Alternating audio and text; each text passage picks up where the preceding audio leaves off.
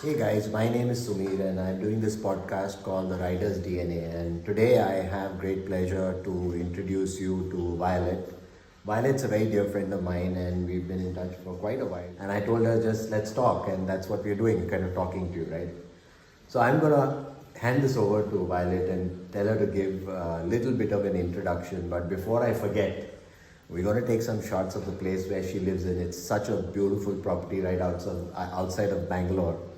And I was completely blown away when I visited. And I think I'm going to do an episode just on her place and how she's done it up. But that's for a later date.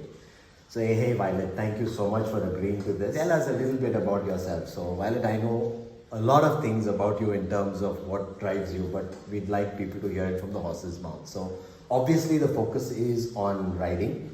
Okay. And I want you to tell us a little bit about yourself and how you started riding. And I think you've done things like Leh Ladakh way before it became the passe thing and the popular thing. So I'd like you to talk a little bit about that, because I think you did that way back in what was it, 2014, 15, something like that. So that's before it was the done thing. So over to you, Violet. I'd really love to know a little bit more, and our audience would too. So. Well, when anybody asked me to introduce about myself, I have a great difficulty doing that. I know. When I met you and I asked you about that, I had great difficulty figuring out as well. So it's taken a while, but yeah, give it a shot. Yeah, but well, if I have to tell about me, probably I would say I am a triple master's graduate with in the health industry. But I don't practice anymore. Rather, I do things that I like doing. So what I like is I love nature, and animals. So I try to live as close to nature as possible, self-sufficient, grow my own food, and be with animals. That's what brings me joy, and that's what I've been doing. So it's nothing greatly I wouldn't beat the rides also. I would feel that I've done very less than I don't. I think you underestimate yourself, and every time we talked about this, and it was after a while that I got to know what your qualifications were. But I think one of the few people who's really fortunate and lucky to kind of live their dream and live their passion in terms of doing what really drives you and what you love. Yeah. So, and as we've seen around your house, I mean, you've done such a beautiful job. So I completely get it when you say, but I guess that's something that people need to see to believe. And so maybe later we'll walk around and take a few shots of your place so people get an idea of what we're talking about here. Yeah. And I can well imagine maintaining this place is a full-time job. It's big, it's beautifully done up. So this is close to my heart, and I love doing that. So I gave up corporate salaried jobs. So were you ever in a corporate? Were you actually working in a corporate? I was working for a couple of hospitals, and nice. I was doing some teaching job and all of that. But post me moving into this house took over the center of your life. Yeah. So when did you quit corporate drudgery, and when did you quit being a corporate slave? That's what they're calling it these days, which is 2008, I guess. Wow. 2008, Wow. So it's been a long time. It's been a long time, yes. Very nice. So I know you're a gym freak and you exercise a lot. You do your runs. Off late, I started focusing more on my health, and so I've started running. I started with running. Wanted to do a 10K, achieved that. Then went on to do a half marathon, achieved it. Now looking forward to do a full marathon. Let me see how. So you won a few awards. What, a week or two weeks ago? You did some ride where you got what, best rider, was it? What yes. ride was this? This was a ride organized by Riders of Bangalore to a close by place on Kanakpura Road. So it had some off-roading terrain as well. So they gave me the best rider because I could do about 90% of the terrain. I saw the terrain in the video that you kind of shared, and it was pretty steep, and I saw a lot of people falling down. Apparently you did, which is fantastic. I know I would have fallen on that terrain. So what bike do you ride? I own a RE Classic 350, but I can ride any bike though. I'm sure you can. Yeah. So you've done Himalayan and stuff like that? I've ridden to Leh Ladakh. I've done Gujarat and Rajasthan, and pretty much South India, most of the places. Did you do the run of Kutch finally or yes, not? I You did, right? I did, You were yes. planning to the last I heard, but Yeah. I don't remember whether you actually did that or I not. did that. And that was how many days? About 2 weeks. 2 weeks. So coming to So I ride solo, as you know, right? And you do group rides. But I'll ask you a few questions in terms of, or rather, I'd like you to share your experiences as a woman being a rider. Okay. So what are the experiences you have? What do people kind of say when they look at you? What about your friend circle? What about your family? How do people view a woman rider? And I've been interviewing a lot of people, so I've heard many mixed reviews and reports about, a support from parents, guys or girls, doesn't matter. So we have this thing, and I think a lot of people think that people who are riders have got a screw loose in their head because balance, wet roads, mud, and you don't have, two other wheels to kind of support you. It's easy to go into a skid, into a spin. So tell us a little bit about what people... I can tell you how I got into Yes. riding. Basically, I've been brought up in a very independent, responsibility-driven household where my mother is the one who would wear the pants at home. Mhm. So back in the day, as a school child, I've seen my mother pick up a bike for herself, which was a Splendor. Wow. And she used to go to work on a Splendor. Nice. And before that, she didn't know to ride at all. Mhm. So she went to the showroom, got the bike home. Then she used to take it to the playground, ask her Self-taught. friends Wow. to teach her and all of that. So in all the process, from Splendor, she moved on to a Pulsar. Mhm. I used to see her, the way she rides, the way heads turn when she rides, and all of that. And so I got it from there. And as far as experiences, I've never had a bad experience on road. Mhm. I've always had a positive, helping kind of people on the road. There's never a bad experience That's that nice. I've That's very good to know. faced too. I guess that also probably has something to do with your nature and the way you carry yourself and conduct yourself, I'm sure. But yeah, it's a good thing that you have it. So you've had support. There was no obstacles, or there was no from home. From home, no. My father's also very supportive. Like when I wanted to ride, I wanted to do the Leh-Ladakh Mhm. on my bike. So when I said that to my father, he was like very happy. He said, "Sure, go ahead." So what bike did you ride when you went to Leh-Ladakh? I hired a Himalayan. Nice. Yeah. So I went back in the day when I booked my bike. There was a waiting period of 6 months. Oh. So I would literally every week go to the showroom and ask, "Has the bike come? Has the bike come?" And so from the time I booked my bike, after having given the advance, I wanted to make sure that I knew how to bring it home. So in between, I joined some riding clubs, groups. I would borrow somebody's bike, some bike which doesn't have proper gear or clutch doesn't work, and just started riding like that. You won't believe the very first time when I got my bike, directly from showroom, I took it up to Nandi Hills. Oh wow. And that was because the next day there was a ride organized to go to Devra and Durga, which has hills and curves. Right. So I wanted to make sure I don't fall and know how to ride it. Did you fall? No. The very first day after delivery, I rode it for 500 kilometers. Are you serious? Yes. Wow, you did a lot better than me. When I got back onto the bike after like 25 years, the very first ride we did was from Mysore to Bangalore, and I dropped the bike. It was very embarrassing, but so you did a lot better than I did. That's nice. So is that the most memorable ride you've done? Or have you done rides which are even more I would say every challenging? ride has been memorable, Yeah? because every ride has something A different flavor. interesting that you see. So there was a ride. I was trying to ride the Iron Butt. After you get the bike, then you have all these challenges Oh that yeah. you want to do. Oh yeah. You want to do K2K, you want to do the Golden Quadrilateral, you want to do the Iron Butt and all of that. So, and then I realized for Iron Butt, my classic 350 is no good. Would not be. Would not be. Yeah. And so I picked up a KTM 390. The very first year, I think I touched close to 20,000 kilometers on my bike. Wow. In how long? 1 year. In a year? In a year. That's a lot of riding. Huh. But I actually owe Violet an apology because I promised her that we'll ride the 7 sister states in the Northeast last I've November. been banking on you for that. Last November, but then things transpired and I couldn't do it. But that's there. It's not a bucket list thing, but it's going to happen. Let's because see, it will happen. Yeah. It'll happen when it happens. But yeah, because we'll need about a month and a half. I was talking to, I talked to Ajit the other day and we met Ajit, right?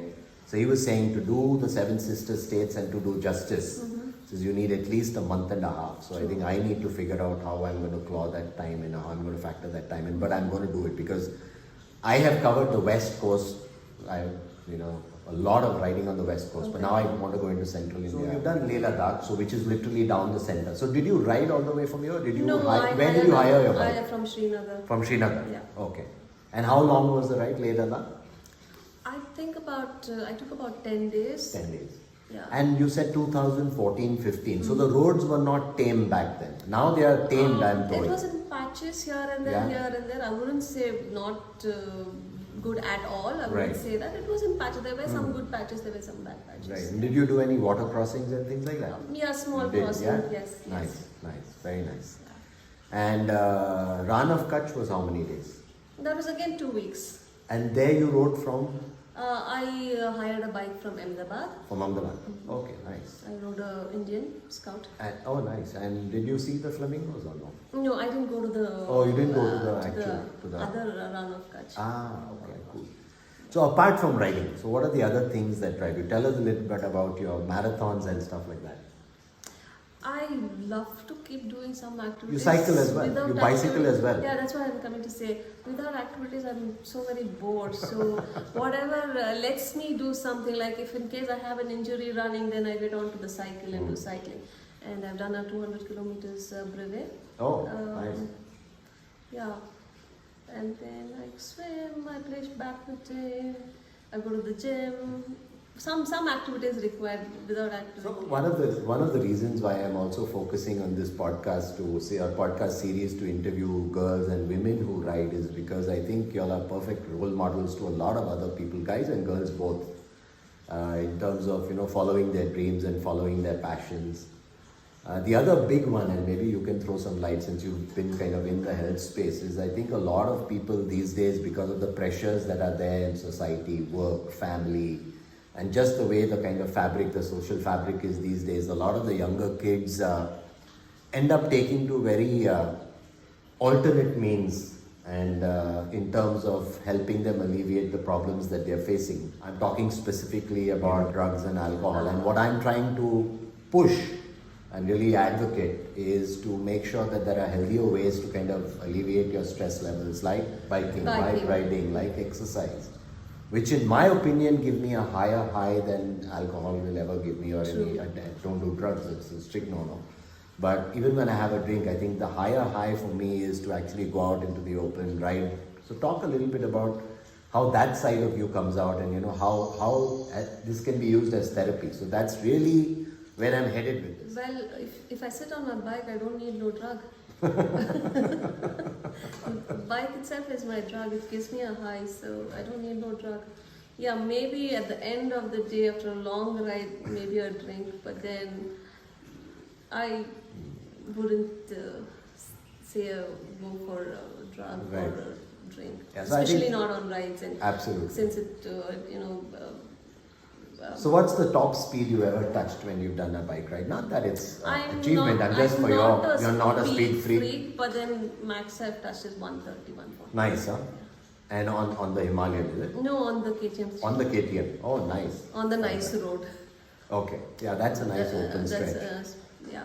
No, I'm not too happy doing it. And you generally ride with groups, right? At least 2-3 people. Okay. Or not okay. All right. Yeah. I don't enjoy riding with too many people, but at least a couple of them, yes, it's nice. So we were at lunch earlier and we were talking about this girl gang ride that you guys are going to do. So I'm hoping to interview some of the other girls from that group in terms of what they do. But tell us about this girl gang and how you guys get together and ride and stuff like that. Yeah, when I started riding, there were only 2 girl gangs. Where are you planning to ride to this time? It's close by. There's a resort that is there. Okay. Not too far away. It's a day ride. For me, it is close by because I'm you're on the other outskirts. end. You're right outside Bangalore. But for the other girls, they have to cut across the city and come for them. So it's a day ride or it's a long ride? It's a breakfast just meet kind of. Meet, get together. Yeah. So coming to, I know that you've sat on some really fancy bikes. So what is your dream bike? What we were talking about this, right? You and I both are facing this. What bike do we buy next? Yeah, like What do you have in mind? yeah, like you said, a dream bike is a fancy or eye candy thing that one can think of. But when it comes to practicality, not so practical. So You know, as they say, if wishes were horses, beggars would ride. So what's the dream bike? likewise, Forget the practicality. if I could keep a stable of bikes, I would want a cafe racer, I would want a sports bike, I would want a off-road bike and things like that. But given the practicality of weight and usage and all of that, I think a KTM 390 is what fits me fine. Just that I'm a little short for the bike. Okay. So that's the only challenge that I'm facing. But if I could get over that hurdle of the height, then it'll be a perfect bike. So I think in fact, I have exactly the same challenge, right? Because of the height. So even though I love a few bikes which are more powerful, I'm kind of reluctant to do that. The weight and heaviness and all of that Weight needs to be. isn't that big. It's just the height because Yeah. I'm not the kind The other bikes which are heavy bikes, I'm not too comfortable with them, with the weight of Right. it and all. I Okay. mean, I should be in a position to pick up my bike. If I have Correct, a without fall. being assisted. Yeah, that's the So what about things like the multi-stradas and the multi-strut. Busas? Yeah, it looks and- nice. Maybe if somebody gives it for a ride, I would love to ride it, but not for a long term. Yeah. So what are your future plans? What are the next rides that you want to do? Apart from the Northeast one which I ditched you on. There are many more places that I want to do. I want to ride Bhutan, I want to go to Nepal, maybe a K2K.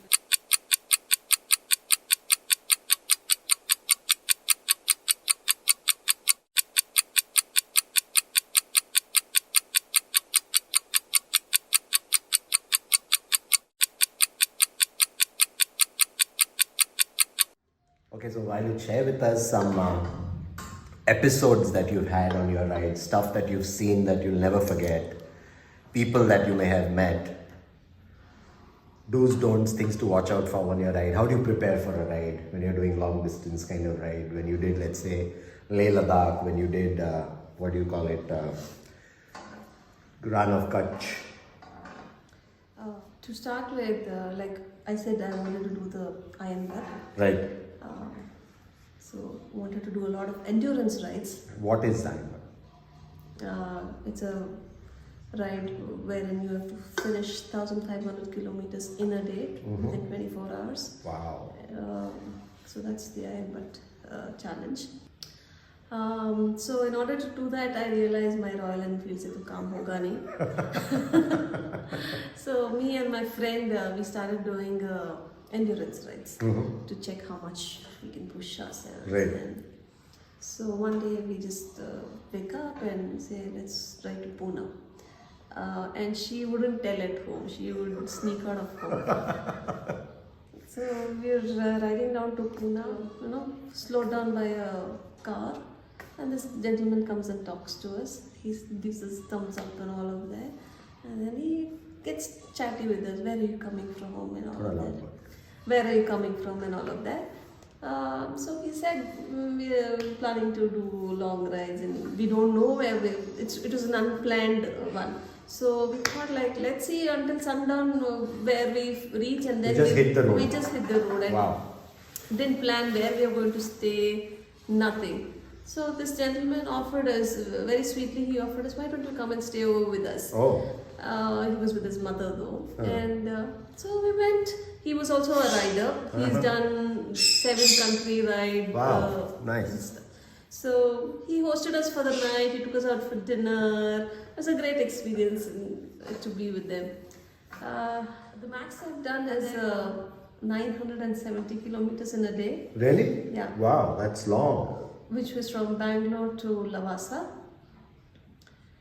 Yeah, riding in the dark, riding in the rain, getting lost. And then best part was I got to ride on the riverbed. In the riverbed. Wow. Which for some reason... On your Enfield? Yes. Wow, nice. For some reason the hotel guy told it's not allowed, it's dangerous and things like that. But I saw some people going. crossing across, and then I was also very tempted to do that, and I did that. That gave me a kick. Um, and then there were times like when I went to Rajasthan, I had a fall, but despite my fall, I could comfortably finish the entire trip of mine as planned because I had supportive people around me, though they were somebody that I didn't know before I met them. So though I didn't know them before ride, it's just the bonding that you develop over the ride, and they were so helpful, and there's memories that you make. I say to yeah, obviously for long rides like Leh Ladakh and all, obviously you would have planned and things like that. Something local, close by, where language is not a barrier and things like that. You don't need much of a planning. That gives a different sort of a kick. Flavor. Unplanned rides. They're actually more fun. I do this sometimes. On the weekend, I'll get on the bike and say, go to the gas station, tank up, and say, okay, where am I headed? And I haven't decided till I'm at the gas station. Then suddenly I say, okay, let's hit it. That's more fun. Unplanned rides. Yeah. And I think the best experiences happen when you do it very unplanned. It's like meeting friends without, planning anything. It's similar. So talk but sometimes you need to have a presence of mind. Sometimes when they goes, like if you're asking somebody for a direction of route, purposely they will tell you somewhere else. Oh yeah, I've had those and then experiences. you need to have your sense of direction, which way are you headed, and then you just can't follow them blindly. Yeah. Talk about your running and your endurance. How did you build up? How did you start running? Why did you start running? Well, before I started running, I was not at all an active person. I would always be, merrily eating, and so was getting into a lot of pains and aches here and there. And then when I saw my weight over the weighing scale, one day it said, "This is too much." When I started, I could hardly walk 100 meters, but then slowly over a period of time, I built it up. Like there's a structured program to running, right? So slowly I could do a 10 kilometer, and then it never stopped from there. Now I realize just not running, you need to build strength also, so do some strength training. And you gym as well, right? Yeah, strength training. What is the feel that let's say running for exercise and to train is okay, but when you run a marathon, what's the longest you've done? What marathon have you done? I've done a half marathon, which is 21. 21 kilometers. And what is the how many times? Once or more than once? Twice I've done. Twice, huh? Yeah. That takes a lot. That takes a lot to do. And what's the feeling you get once you finish this? The fatigue is obviously there. I wish I had words. Well, at the preparation of your run, and you're cursing yourself, why did I sign up for this? Did I need to do this? So a lot of people talk about hitting the wall. Tell us about what your thoughts are on that. Hitting the wall and It's finally your mind, no? See, all that, that happens during your practice runs and all that, but on the day of marathon, when you see so many people running, it's like you just have to touch the finish line, come what may, crawl, creep, do whatever, touch the finish line, and once you're done, it's a high. So how many medals so far? Like you just showed me all your medals, right? I stopped counting, and after all, it's medal. So that's the crowning glory, right? That certifies your achievement, right? But achievement or not, but the health benefits of it, I'm just loving it. And one day I miss run or a gym, it tends to prick you, saying, "Oh, you missed something." Now, if I have people come over to say, "I'm staying over with you tonight," I'm like, morning I have to wake up early and go. How do I manage these guys? So we did a quick walkabout.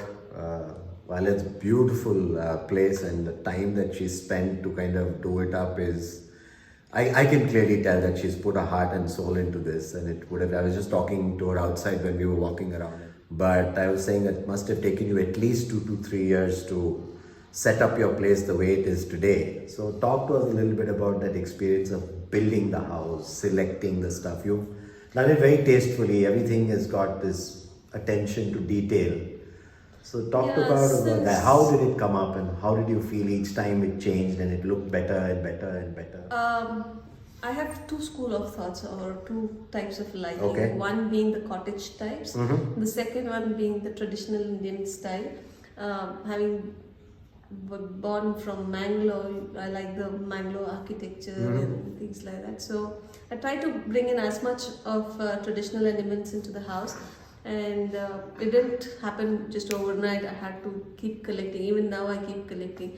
Sometimes I tend to get bored of the same thing, so I keep changing stuff around.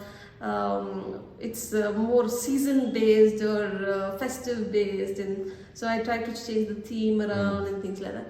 But my barroom, I wanted to keep it like a cottage, cozy cottage with the fireplace and all of that. Try to make it a little bit like that. Nice. Everywhere I travel, ever since the house happened, house has taken over so much importance that I don't shop for myself. I shop. This souvenir will be nice. This plate will be nice. This dinner set will be nice. Yeah. I always come back with bags full of. For your house. I can imagine if you had a place like this. I mean, anybody had a place like this, that's where your heart would be. Very beautifully done. Have you ever submitted to any architecture magazines and interior magazines and stuff like that? No, not interested, huh? So this is your private It's space. pretty much for myself. It's your private space. Yeah. Nice. Very nice. Cool. Very good. I mean, a house has to have a life in it. And my pets bring in the lives. And Oh, my yeah. garden brings in the life. So how to many my- dogs? I have 4 dogs and 8 cats. Wow. Nice. At the moment. And you had how many cats at one time? I had 35 cats and So you can 9 call you dogs. the cat lady. Yeah, I have 35 cats and 9 dogs. Oh, very nice. And to add all the other creepy crawlies, you just saw the snake. I saw the snake, yeah. The turtles, the snake. turtles, the snake, the fish, whatever I could keep. At one point, I had emus and they had laid eggs Oh. and they hatched. Yes. We never talked about your fears though. Do you have any? Do I fear it? No, not really. No. Yeah, well, you've done all of this on your own, so I can't imagine you getting daunted by anything. Oh, maybe I don't let the fear get hold of me. Get hold of you. Yeah, everyone's got fears. I mean, sometimes fear drives you in a very positive way as well. So, on it. Unfortunately, I ran late and she was busy, so we couldn't actually do a ride. Hopefully, we will get in some footage. Okay, so with Violet here today, we had a great session the other day as well, and we didn't get a chance to ride, even though we managed to speak quite a bit about a lot of other stuff. So we picked that up. We got great weather. So we are in Violet's hands today, and she's brought me to this beautiful place. So Violet, tell us about your escapades in terms of riding. We spoke a little bit about it, but can we know a little bit more about and all these funny spots or other beautiful spots that you seem to have a knack of finding? Over to you. How do I get to see these kind of places? Because I keep wondering about and seeing where the road takes me and figure out places around me. So this is how I found this place on one of my wanders, or then we started running on this road and cycling on this road, and pretty much close to home, so it's a quick getaway. Yeah, this is what, 10-15 minutes from your Yeah. place. That's so nice. Very, very beautiful. We should have come a little earlier, as you Earlier, said. yeah. I got delayed, but it's nice. So what are the other spots in and around your place where you go to? There are a couple of trails that I do in and around here because I'm quite close to the nice road, so I can step out to Mysore Road. There's Markonhalli Dam there. On Kanakpura Road, there are a lot of lakes and ponds and hills, so I can do that. Or go visiting farms, friends' farms. That itself is some kind of an off-road kind of an activity to visit farms. Very nice. So Violet, thank you so much for spending this time talking about it. And I know you were reluctant to speak, and I wanted you to tell your story because I've heard bits and pieces over a period of time that I've known you. But this was a great opportunity to sit and kind of knit it all together. So I was shooting yesterday. Thank you, Sumit. You made it very easy peasy for me, and So Maybe we were something. shooting yesterday, and it was early morning, and it was not too far from where Violet lives. So Violet says, "Okay, you know what? I'm going to come and watch." And I said, "Come and watch." Thank you so much for your Thank time. you so much, Samir. And so everyone, Lovely talking to you. so that's the Riders DNA, and there's lots more coming. Stay tuned, and you will hear from, as you can see, the other podcast. It was a very different kind of a person. Violet's a very different person. So very nice, cool. So it's a wrap, guys. Until the next time, stay Thank you so tuned, much. and more coming towards you. This is it.